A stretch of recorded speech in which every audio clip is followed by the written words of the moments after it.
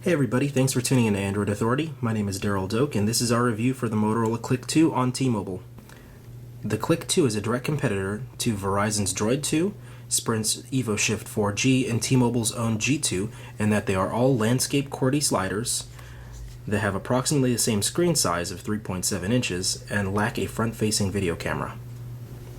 We're going to do a quick overview of the device, and then we're going to get to the user experience, really the pros and cons of using this device on an everyday basis. The CLIQ has an all-plastic body.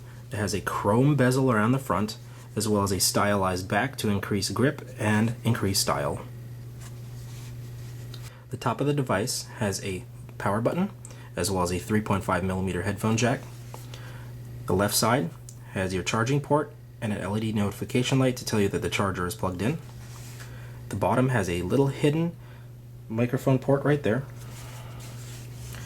The right side of the device has a volume rocker, a silence switch, and a 2-stage camera button. The rear of the device has a 5-megapixel camera and a dual LED flash. This video camera, however, only does 720 by 480. It does not do 720p like most handsets. There are 2 speaker ports on the back.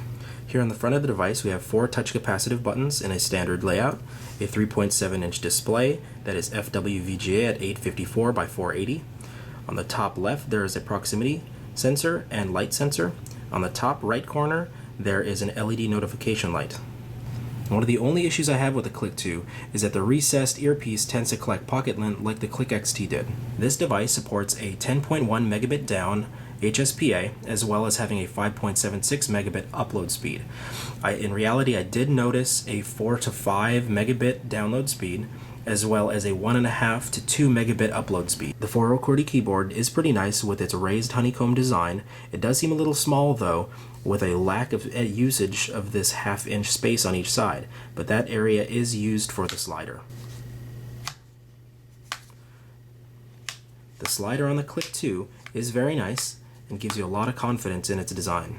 The battery uptime of the device is pretty good. If left in standby, it lasted easily a few days. If I was using it lightly, I would only have to charge it once in the evening. If I was using it heavily, I would have to go to a charger at least once in a day. One of the issues I did have with this device that might be my review unit is a non-responsive power button. If you pull the battery from the device, you have to hold this button for 5 seconds in order to reboot it. And it sometimes would not detect that I was pushing it. One of the features the CLIQ does lack is touch to focus. The only way to focus is with the 2-stage camera button, so some of your pictures are going to be out of focus if you're trying to focus on certain areas of the screen. Web browsing on the CLIQ was pretty fast, even with flash enabled. As you can see, pinch to zoom works pretty good, as well as double tap to zoom. One of the features I do like is using the shift button. That is the way you copy to your clipboard.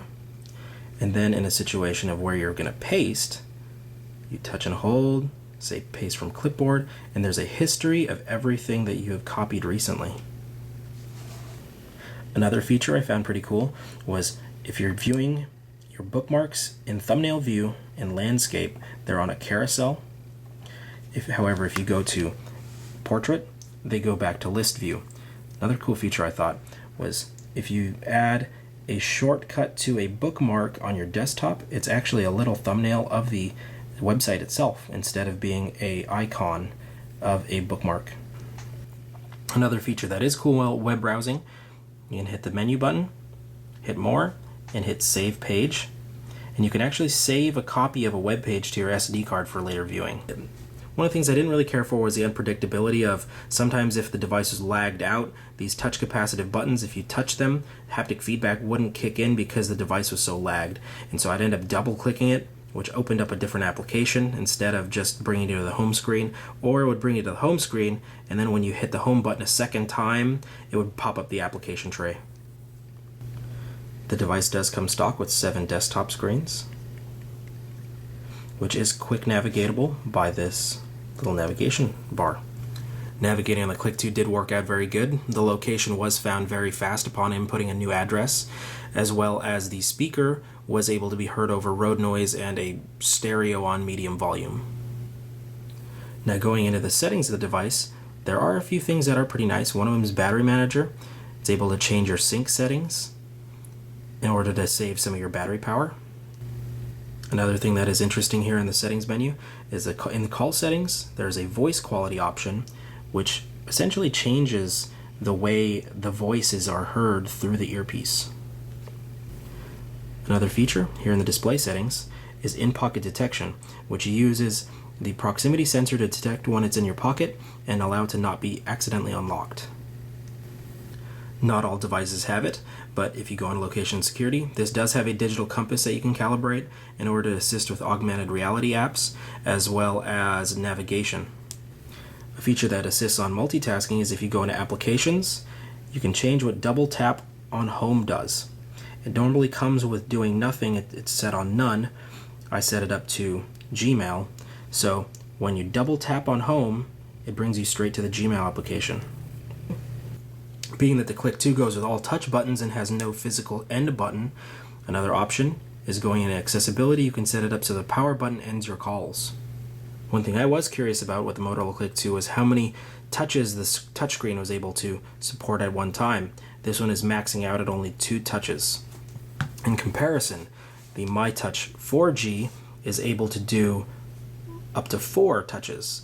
And so in an application later on that supports more than 2 touches on the multi-touch screen, the CLIQ is only able to do 2 versus the MyTouch 4G's 4.